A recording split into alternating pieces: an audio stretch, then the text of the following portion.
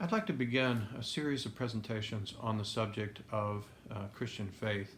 In particular, I want to look at the major concepts that we find in the creeds, the major creeds of the church. In particular, the Nicene Creed and the Apostles' Creed. I'm not going to look at every word of these creeds, but I want to talk about the key notions or ideas that are contained in them, which, according to most Christians down through the centuries, these creeds express the essential components of Christian faith. These are the non-negotiable, fundamental concepts and insights that we embrace in common. There may be differences of understanding this or that particular, but these are the key ideas, the essential notions of our faith. And we begin both of these creeds by saying, I believe. And so what I want to do in this first presentation, relatively briefly, is I want us to think about the act of faith itself. Not so much the contents of faith, although we'll get to that soon enough, and that is very, very important. It is a classical distinction to refer to, first of all, that which is believed, and so that would be the content of the creed. But there is also that by which it is believed, which is our faith itself. And so what is it, the question that I want to pose to you is, what is it that justifies or shows to be valid and to be a good human response to our condition in this world? What is it that justifies the act of faith itself? In other words, why ought you to believe and why ought I to believe? And so what I'd like to do is offer a few suggestive thoughts to introduce what I think is the beginnings or the foundations of a person's openness to the idea of religious faith. And so where I would begin is with a few observations just about our existential condition. What does it mean to be human? To be human, I think, is to discover somewhere along the way, if we're reflective, if we're thoughtful, it is to discover that I am not the source of all the answers to the deep questions that I have as a human being. And I think we can all relate to these questions. They are questions that are not unique to Christians. They are questions that you can read the great religious literature from the Far East, the other Middle Eastern religions, from pagan cultures, from virtually any people group that has a distinguishable religious faith. You can find them struggling with similar questions. And those questions arise from the human experience of mortality, that we are all dying. We are all in process, moving toward, inevitably it seems, toward our own demise. And yet, at the same time, we are creatures who are striving for a sense of meaning, a sense of purpose, a sense of significance in the world. And that yearning for a place in the world, a sense of who we are and what it is all about. And yet, at the same time, feeling ourselves or sensing ourselves, as Heidegger famously observed, the famous existentialist philosopher, observed that we have as human beings, again, if we're reflective about it, a sense of being thrown into the world. Here I am in the world, and what is my place? What is my function? And what I discover, the more I examine and reflect upon my place in this world and what it all means, is that everything I explore and try to understand opens up into greater and greater depths that I can't seem to exhaust. In fact, I can't exhaust. I remember years ago a man that I met, actually his wife was a colleague at the school that I teach at, and he had been given a very prestigious position, an endowed chair at a very recognized university because of his expertise and study in the area of fruit flies. He had spent his whole life studying fruit flies, his academic career, and he was a world-renowned expert on fruit flies. And that's only one small piece of the vast universe in which we find ourselves.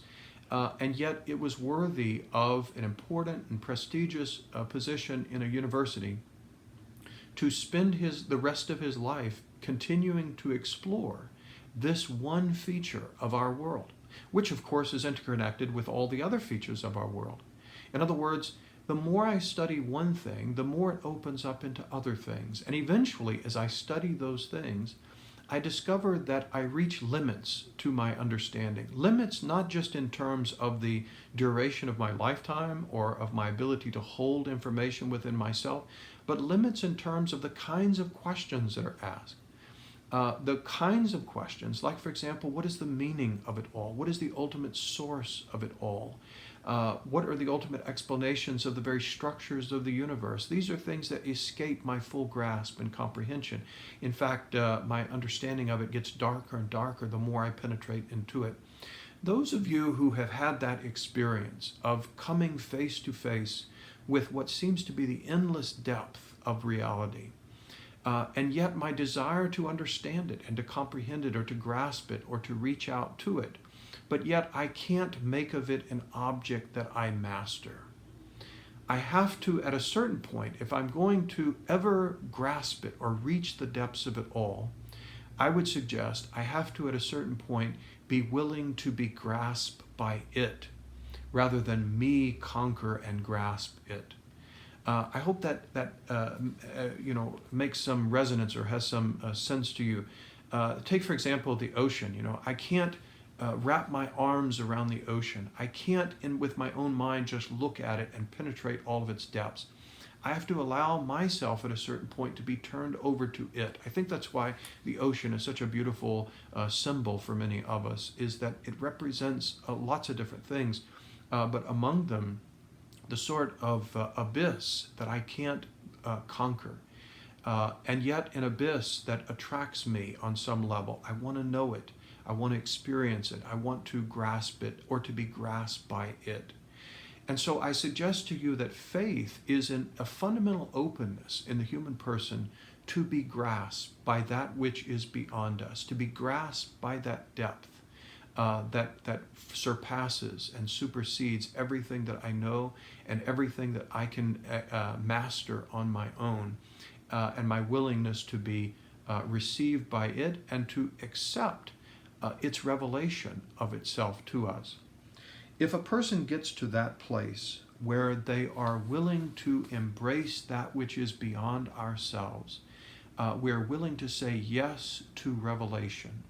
That is the supreme source of everything, the abyss that I cannot conquer myself, that is beyond my own mind and my own abilities to grasp. If I reach that point, then I have come to a moment of faith. I'm willing to believe or entrust myself to that which surpasses my own abilities. This does not mean, and let me try to make a couple of quick points and then I'll wrap this up. This does not mean that I'm putting my mind aside altogether. It does not mean that I'm giving up thinking. What it means is that I recognize that in order for me to progress in understanding, I must first believe. And then belief, my belief in that which comes to me from beyond my ability to grasp, now enables me to understand. This is a very revered line from St. Anselm in the 11th century. I believe so that I might understand. I believe that what we have is a faith that seeks understanding. So by being a Christian and accepting Christian faith, I am not turning aside from reason.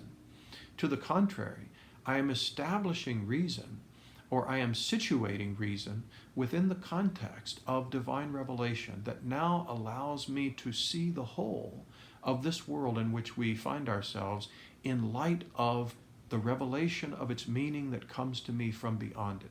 Now that, of course, raises lots of questions. Why should I believe a particular claim of revelation? And in the rest of these talks, in the rest of these presentations, I want to try to elaborate on that.